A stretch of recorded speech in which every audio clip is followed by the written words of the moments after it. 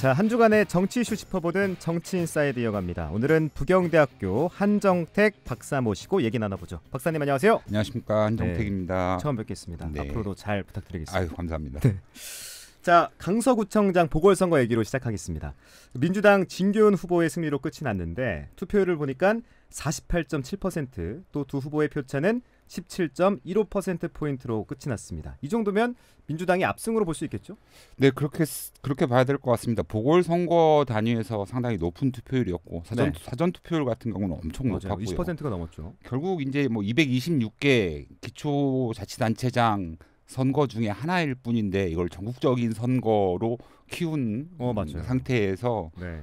민주당 진교훈 후보가 압승을 거두었다라고 보면 될 것 같고요. 왜냐하면 뭐 1년 전에 치러진 선거에서 이번에 이제 국민의힘 후보로 나왔던 김태우 후보가 1년 전 선거에서는 2% 이겼는데 1년 만에 17.15%를 졌으니까 대패했다라고 보여집니다. 네, 말씀해 주신 것처럼 이번 보궐선거인데 선거판이 굉장히 커졌습니다. 네. 결과는 민주당이 압승인데 여당이 이걸 어떻게 해석하고 받아들이느냐, 이게 문제인데 국민의힘은 비대위가 만들어질까요? 아니면 그냥 넘어갈까요? 어떻게 보세요? 뭐 제가 정확하게 알 수는 없겠습니다만 일단 선거라는 건 판세, 뭐 분위기, 후보자 이런 게 중요한데 일단 판세는 아까 말씀드린 것처럼 진짜 1개 기초자치단체장 선거인데 이거를 청와대 용산이랑 여당이 앞장서 가지고 전국적인 규모의 선거로 만들었고, 또한 뭐 최근에 장관 임명 분위기에서 보는 것처럼 국민의 뜻과 다른 그런 후보자들을 공천하는 선거 분위기, 그다음에 이제 후보 역시 올 5월에 대법원 확정 판결을 받았음에도 불구하고 3개월 만에 대통령이 사면을 해서 다시 그 선거에 출마시킴으로써 보궐선거의 원인을 만들었던 그 후보자를 다시 공천함으로써 여당 입장에서는 선거 전반에 관해서 실패를 거듭할 수밖에 없지 않았느냐라고 판단되고, 국민의힘 비대위가 만들어질까요?라고 물어보셨는데 저는 안 만들어질 것 같습니다. 왜냐하면 윤석열 대통령 특성상 비대위를 만든다라는 것들은 자기가 지지해서 당선시킨 여당 대표 김기현 대표 체제에 대해서 자기가 부정하는 게 되고, 그거는 이제 대통령 자신한테 되게 흠결이 될 거라고 생각하고, 또 한 가지는 그 용산 대통령과 정부 여당 사이에서 관계에서 김기현 지금 대표 체제처럼 이렇게 원활하게 소통이 되고 뭐 심하게 말하면 대통령의 말을 잘 듣는 그런 체제가 없을 거기 때문에 처음에 선거는 전국 단위 선거처럼 치러졌지만 어제 이제 선거 결과가 나타난 다음에는 특별하게 뭐 비대위 체제가 운영되었다 이런 이야기들이 싹 사그러드는 거 보면 제 생각에는 비대위가 만들어질 것 같지는 않습니다. 비대위까지는 가지 않을 것 같다. 네, 오히려 그냥 보궐선거는 제가 처음에 말씀드린 것처럼 기초자치단체장 선거 하나에 국한됐을 뿐이다. 물론 전력을 다 투구했지만 그렇게 해서 무시하고 넘어가고 대표 체제, 현재의 김기현 대표 체제를 그대로 유지해 갈 것 같다라고 생각합니다. 네, 뭐 민주당이 압승을 했지만 이 내년 총선에는 악재가 될 수 있다라는 평가도 있더라고요. 뭐 그런 평가, 뭐 어제 이제 뭐 페니실린 주사 이런 이야기도 나왔었는데 그 평가는 당장 뭐 선거가 뭐 국회의원 선거가 6개월 이제 오늘까지 181일 정도 남았는데 그게 어떻게 변화할 것이다라는 것들은 당장 예측하기 힘들 것 같은데, 일단 어저께 보궐선거에서 이겼기 때문에 이재명 대표 체제가 공고해질 것은 분명합니다. 다만 우리가 이제 지난번에 이재명 대표 체포한 그 처리 과정에서 봤던 것처럼 당내에 상시적인 균열 가능성은 여전히 존재하고 있기 때문에 그런 것들을 어떻게 계파 갈등을 봉합하고, 그다음에 또 상향식 공천을 통해서 다음 선거에서 국회의원 선거에서 어떻게 보다 많은 국회의원을 당선시킬 수 있을 것인가, 이런 것들을 고민해야 되고, 또 그 민주당 외부적인 입장에서는 윤석열 정부와 여당 간의 그 관계를 어떻게 하고 그 정부를 어떻게 견제할 것인가에 대해서 좀 더 집중하게 된다면 이재명 대표 체제가 더 공고해질 것 같다라고 예상할 수 있을 것 같습니다. 네, 균열 가능성은 존재하다라고 말씀해 주셨는데 그러면 민주당이 남은 과제가 있다면 뭐 사법 리스크도 계속 쫓아올 것 같긴 한데. 네, 그거는 뭐 이재명 대표가 말한 것처럼 자기 죽을 때까지 계속 지속될 것 같다라는 생각이고, 총선 전까지 민주당이 해결할 과제는 뭘까요? 당내 그 계파 갈등을 봉합하는 게 상당히 중요할 것 같습니다. 가장 우선순위에 있겠죠? 네네. 그다음에 당원들의 의견을 반영하는 과정에서 우리가 보통 개딸이라고 말했던 일부 지지들 일부 지지자들의 목소리가 너무 많이 반영되는 것이 아니라 당내 당원들의 의견을 전체적으로 반영할 수 있는 그런 계기를 만들어야 된다라고 생각합니다. 네. 자, 이번에는 해운대갑 얘기로 넘어가 보겠습니다. 하태경 의원이 서울 출마를 선언했어요. 이 기득권에 안주하지 않겠다는 결단일까? 아니면 어쩔 수 없는 선택이었을까? 박사님께서는 어떻게 좀 바라보십니까? 제가 생각할 때는 네.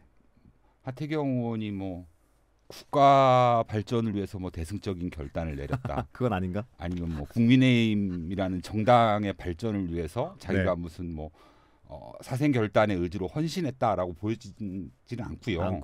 네. 뭐 국회의원을 포함한 정치인의 최고 목표는 다음번 선거에 다시 당선되는 거잖아요. 그렇죠. 그런 측면에서 봤을 때 하태경 의원이 이런 선택을 한 것은 일단 뭐 자기가 지역구 관리를 잘 못해서 지역구에서 그다음에 평판이 이렇게 좋은 것도 아니고 또한 뭐 그 지금 현재 뭐 대통령이나 국민의힘 지도부와의 관계에서 봤을 때 공천 가능성도 높지 않기 때문에 그냥 이번 기회에 본인이 먼저 선수 친 겁니까? 그렇죠. 선수 치고 나와가지고 일단 뭐 가장 먼저 선수 치고 나왔기 때문에 홍보 효과는 상당히 있는 것 같아요. 그렇죠. 그래서 좀 이제 정치적으로 이미지 개선도 하고 자기의 덩치를 좀 키우고 그렇게 해서 이제 험지 출마하는 뭐 모범적인 모습을 보이겠다라고는 하는데 근데 뭐 아직까지 뭐 서울로 출마할 것인지 수도권 일부 지역으로 출마할 것인지는 결정이 안 됐는데 그렇게 되더라도 일단 정치적인 덩치를 키운 다음에 혹시나 이 하태경 의원이 중진 의원이 험지에 출마한 대표적인 케이스로 해서 국힘에 도움이 됐다라고 한다면 뭐 선거 이후에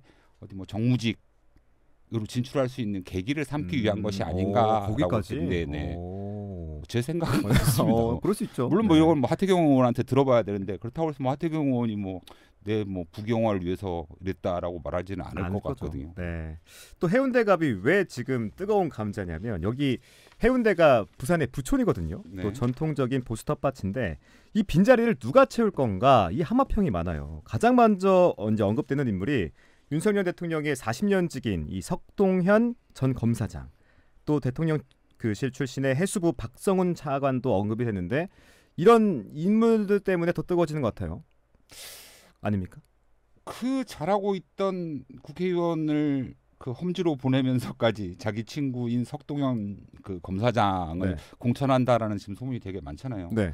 해운대 갑이 뭐 잘 아시다시피 부산의 제일 부촌이고 그런데 이런 지역에 전략 공천을 시도함으로써 지금 현재 또 다른 그 광역 시도에 비해서 부산 지역의 전략 공천의 가능성이 높아지고 있다라고 평가가 되고 있어서 그게 좀 우려가 되고요. 대통령실 출신의 그 해수부 박성훈 차관 같은 경우에도 뭐 해운대 갑에서도 논의가 되고 있습니다만 지금 서병수 의원의 지역구인 부산진 갑에 전략 공천으로 내려올 것이다라는 함합평도 있어가지고 이건 좀 지켜봐야 될 것 같습니다. 근데 네. 이게 정말 정당이 가지고 있는 공천의 모습이라고 한다면 최근에 우리가 바람직하다고 생각하는 것처럼 상향식 공천의 형태를 띄어야 될 텐데 전략 공천의 형태로 내려온다라는 건 상당히 문제가 있다라고 보여지네요. 자, 부산은 전통적인 여당 텃밭인데 이 대통령실이나 중앙정부 인사들이 함합평에 오르고 있다. 라는 것까지는 사실입니다. 이게 어떻게 작용할지 또 이게 효과가 괜찮을지 역효과를 줄지 좀 전망해 주십시오. 그러게요. 근데 제가 어렸을 때 뭐 읽었던 책들에 의하면 부산은 뭐 전통적인 야도였고 뭐 민주주의를 항상 이렇게 선도하는 그런 그렇죠. 지역이었다라고 했는데 최근에 보면 제가 볼 때 이 부산 지역구의 그 전략 공천의 가능성이 높아지고 있다라는 말이 나오는 거는 결국 부산 시민들의 자존심을 좀 놀리는 경향이 있지 않느냐라고 생각을 하거든요. 왜냐하면 자존심까지? 그렇지 않겠어요. 뭐 지금 현재 무슨 뭐 부산시에서 지역구를 준비하는 후보들도 있을 거고 네. 부산 시민들이 원하는 후보가 있을 텐데 그런 것들은 뭐 깡그리 무시하고 전략 공천을 해서 뭐 낙하산 형태로 내려오는 거 아니겠습니까? 네. 그러면 원래 의미에서는 지역구의 현실을 무시하고 낙하산으로 내려오면 역효과가 나야 되고 날 수밖에 없고 이래야 되는데 안 날까봐 걱정입니다. 안 날까봐 걱정입니다. 네. 알겠습니다.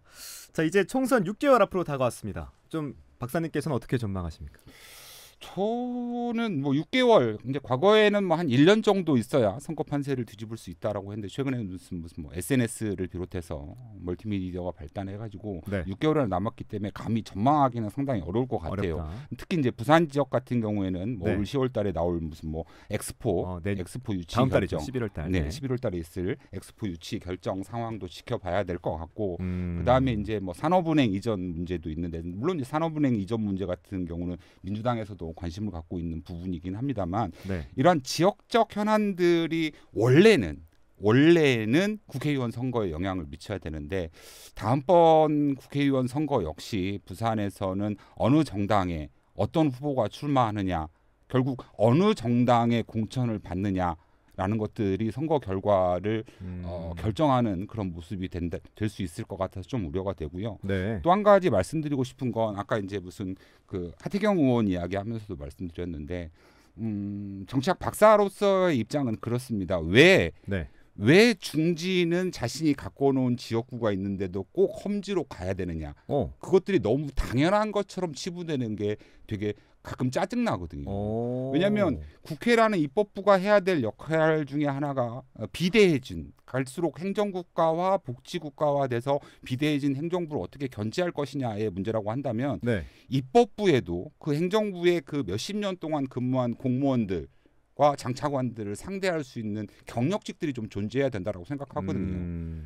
근데 뭐 그런 것들을 간간히 무시하고 국회의원 한 3번 했으면 뭐 심지어 어떤 국회의원은 그런 것들을 법을 만들자라고 말하는 사람들도 있지 않습니까? 그래요. 그런 것들을 생각하면 물론 국회의원들이 선수가 지속되면 매너리즘에 빠질 수 있는 가능성도 개연성도 있긴 합니다. 네. 그렇다고 해서 선수가 좀 높아지면 무조건 험지에 가서 모범적인 모습을 보여야 한다라고 하는 것은 오히려 입법부의 그 법안 발의나 뭐 통과 이런 입법 활동을 비롯한 모든 활동에 있어서 입법부에 오히려 저해가 될 수도 있다. 라고 생각합니다. 네, 오늘은 여기까지 듣도록 하겠습니다. 네. 지금까지 부경대학교 한정택 박사와 함께했습니다. 박사님 오늘 말씀 고맙습니다. 감사합니다.